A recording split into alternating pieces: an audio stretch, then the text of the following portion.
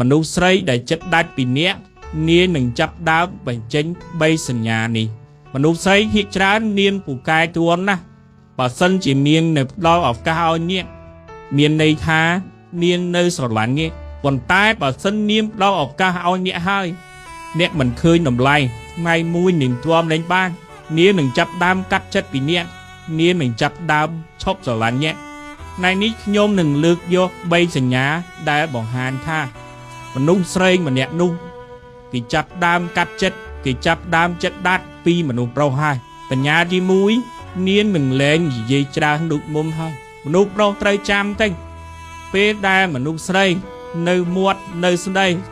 នៅរអ៊ូអញមានន័យថាមាននៅស្រឡាញ់អ្នកបើថ្ងៃមួយនាងឃើញអ្នកស្ងៀមស្ងាត់ឈប់មាត់ឈប់រអ៊ូឈប់ស្ដីឲ្យញ៉ែននោះមានន័យថានាងចាប់ដើមឆ្អែតចិត្តជាមួយអ្នកហើយពីព្រោះនាងគិតថាសំបីរបស់នាងដែលនិយាយទៅអ្នក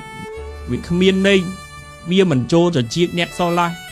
ទើបនាងលេងខ្បងលេងនិយាយពីអ្នកហើយសញ្ញាទី2អ្នកចង់ទៅណាក៏ទៅ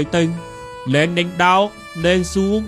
លេងឆាតតាមទៀតហើយហើយអ្នកចូលផ្ទះថ្មណាទៅណាទៅជាមួយឯណាគាត់លេងខ្វល់ទៀតហើយពីព្រោះថាពេលដែលគាត់ខ្វល់ពីអ្នកបារម្ភពីអ្ន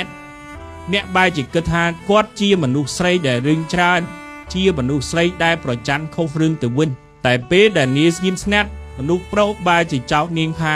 ហេតុអ្វីមនុស្សស្រីចម្លែកហេតុអ្វីមនុស្សស្រីពោពិបាកយល់ចិត្តម្លេះការពិតទៅមនុស្សស្រីមិនបានបដូរមិនបានចម្លែកទេពោប៉ុន្តែមនុស្សប្រុសខ្លួនឯងទេតែភូប្រែទៅដែលចម្លែកជាងពីមុនមនុស្សស្រីមិនមែនសុកលេងខ្វល់លេងបារម្ភពីអ្នកទេពោប៉ុន្តែដោយសារគាត់ឆ្អែតចិត្តគាត់ចាប់ដើមដាច់ចិត្តពីនាងទើបនាង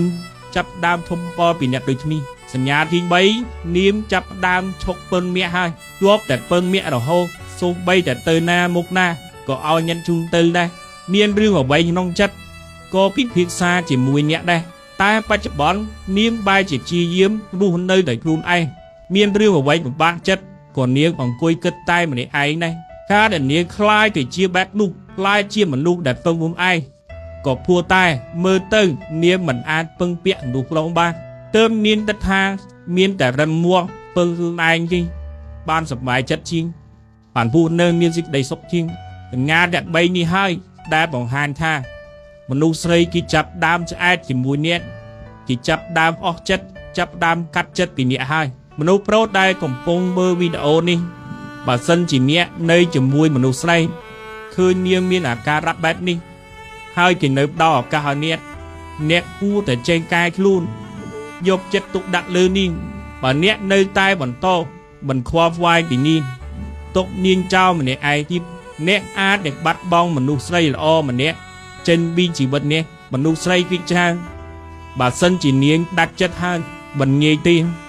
ដែលនាងនឹងញៀនថយក្រោយមករកទៀតជឿចាប់នោះសូមឲ្យអ្នកមើលថែមនុស្សស្រីម្នាក់នោះឲ្យល្អទាន់នៅមានឱកាសសម្រាប់នេះប្រពន្ធគឺជាដុំពេជ្រស្រីគឺជាដុំថ្មប្រពន្ធស្រឡាញ់តែប្តីស្រីស្រឡាញ់តែលុយ